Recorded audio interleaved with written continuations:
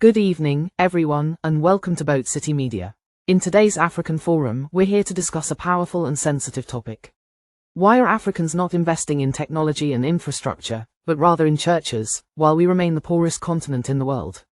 I am Akasua Hagen. There are countries around the world with very few churches, yet their citizens live comfortably and rarely seek to migrate for a better life.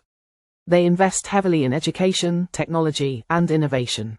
Why is Africa different? Let's dive into this discussion.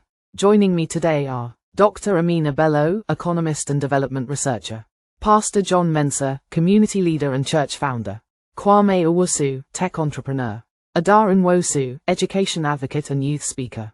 Dr. Bello, let's start with you. Why do you think many African societies pour so much money into religion instead of innovation or development? Thank you, Akasua. Religion is deeply rooted in African culture. It offers hope where governments have failed. But the problem arises when faith becomes an economic priority instead of a spiritual guide. We build massive cathedrals while our schools lack computers and our hospitals lack medicine. It's not faith that's the issue, it's the imbalance in where we invest our resources. Interesting point. Kwame, you run a successful tech startup in Ghana. What's your take on this? Exactly what Dr. Bello said. Look, we have brilliant young minds in Africa, but the infrastructure isn't there. Instead of building innovation hubs or funding research, we keep building new churches on every corner. Technology creates jobs, faith alone doesn't. Other nations, like South Korea or Singapore, invested heavily in education and tech, and now they lead the world. We have to shift our priorities. Pastor Mensah, many people say churches are draining Africa's wealth. What's your response?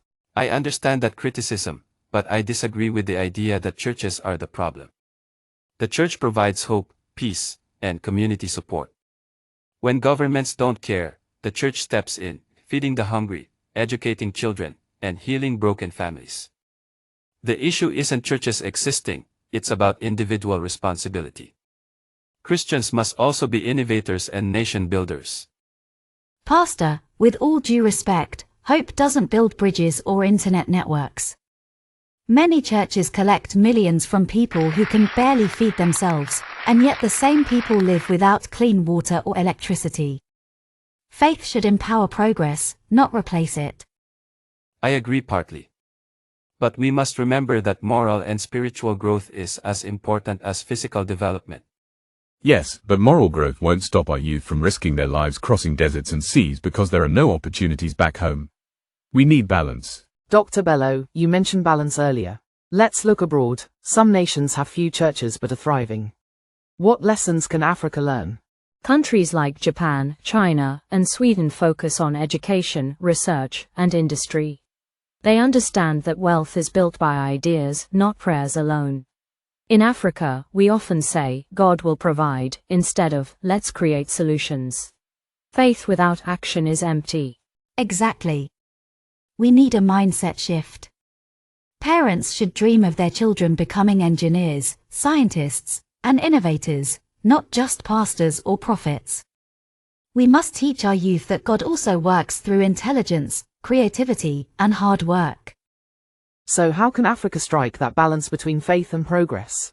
First, governments and private sectors must fund technology and education. Let's open innovation centers, not just new church branches. And let's change the narrative in schools and media, celebrate inventors, not only miracle workers. The church also has a role to play.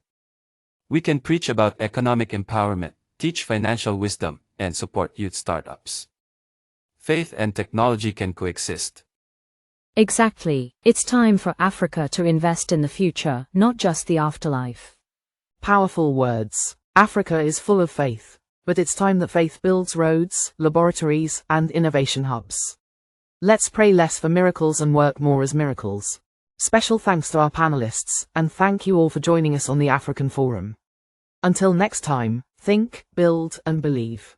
This forum was brought to you by Boat City Media and presented by me, Akasua Hagen. Please don't forget to like, share, and subscribe. Thanks for watching. See you next time.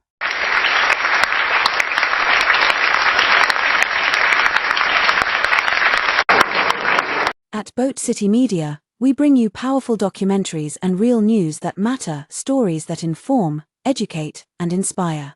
If you've enjoyed this video or learned something new, Don't forget to like, leave a comment to share your thoughts, and most importantly, subscribe to our channel so you never miss a story.